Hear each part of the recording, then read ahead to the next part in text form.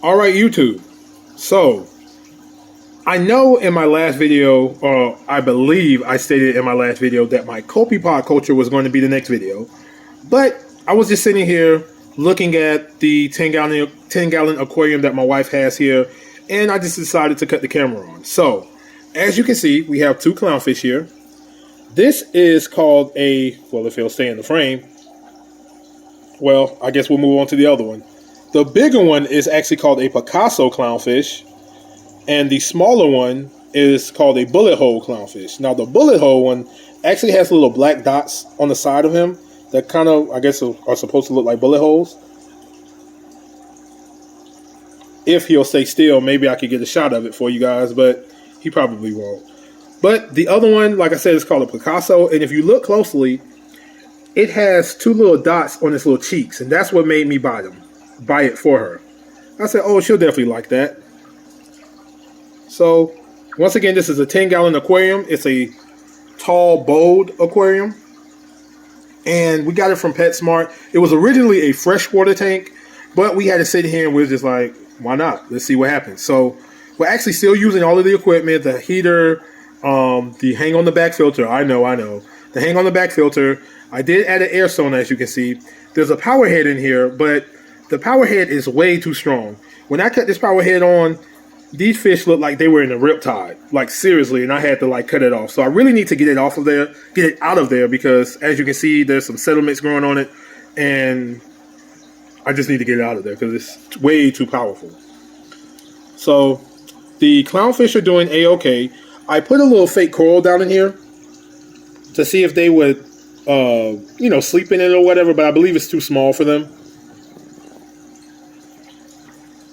Now, the tank has been running for probably 4 or 5 months, but what we did was we put salt water in it. We put the rocks in and all that good stuff in it, and we had a horrible algae and diatom problem. Horrible problem with that. So what we did, because we didn't have anything in it, I just cut the lights off and just continued to let the tank run. And so now that the fish are in here now, the rocks look really ugly. It's a real ugly stage now. So hopefully the rocks will come along and mature now that fish are in it. I want to say Black Friday was, 3 weeks ago? So, the lights have only been on it for 3 weeks. And we actually had a little blue light on it, but those little cheap lights always go bad. So that's going bad. So we put the original white light that came with the tank back on it. And that's how we're rocking it right now. So I showed you guys the two clownfish. Now we also have a yellow watchman goby and a pistol shrimp. Now the watchman goby is out, and they hang out on this little area. There's a little cave that they have back here. Of course, when you put the fish in there, you're hoping that they pick right here or right there or somewhere, where you can easily see them. Of course, they go in this little corner back here. So I'm going to just try to slowly move the camera over to the watchman goby. He's very scary, so he may dart back into his cave, but I'm going to try slowly. And you can see him right there. He actually came out a little more. And he looks a little bigger than what he actually is. He's probably an inch and a half, maybe. So that's the yellow watchman goby, and like I said, of course they picked this little cave back here to call their home, and the pistol shrimp is down in there too. The pistol shrimp came out maybe 20 minutes ago, but they're down there as well. Little cute guy. Now, I'll be honest with you. A part of me wants to force them out of that cave so they'll come right here, but of course I don't want to mess with their, what they call home. But a part of me really wants to do it. And it would only be for me. It definitely wouldn't be for the health of the pistol shrimp and the watchman goby.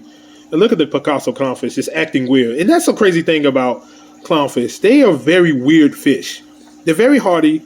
But, when you see your clownfish just doing something extremely weird, you see any fish in your aquarium doing something weird, you get scared like, oh my gosh, what's going on? But clownfish are just one of those fish that are just, they're just weird fish altogether. Then they just always do weird things. But anyways, so this is my wife's 10-gallon aquarium. Pretty soon I'm going to get a real light for it. And I'm also going to get a protein skimmer for it. Finding a protein skimmer for aquariums this small is not hard, but at the same time, it's not easy. And the reason why I say that is because, of course, you want to, number one, get the best bang for your buck. And number two, you want to, get something that's good. You don't want to get something that, from a brand that you never heard of or something along those lines. And also, a lot of the protein skimmers that they make for aquariums this small actually go inside of the aquarium. And it's already a small aquarium, so I don't want to take up any more space if I don't have to. So I'm in search of that. So if you know of actually, that's a good question for you guys. So if you know of a protein skimmer that would be appropriate for this size tank that will hang on the back and not inside of the aquarium, leave it in the comment section for me. And also, my wife wanted to get you guys' opinion on names for the clownfish. All of my fish have names, by the way, in my aquarium. So she wants to name them. I have names that I want to give them, but she told me to ask the YouTube community, so I'm going to do that. So if you could think of a name for the bullet hole clownfish and the Picasso clownfish, leave it in the comment section. And I believe that's all. So stay tuned. I'm actually going, like I said, I'm going to put a real light on the aquarium, and I'm going to, because my wife doesn't really care about coral like that, so I'm going to put coral in here, and I think I'm going to put some really nice coral in here, because it's a 10-gallon aquarium. It's not a whole lot of space, so I think I want to put some really nice, more costly and expensive coral in this aquarium. So stay tuned for that. And until next time, that's pretty much it. I'll see you guys next time. Make sure you leave those names for the fish.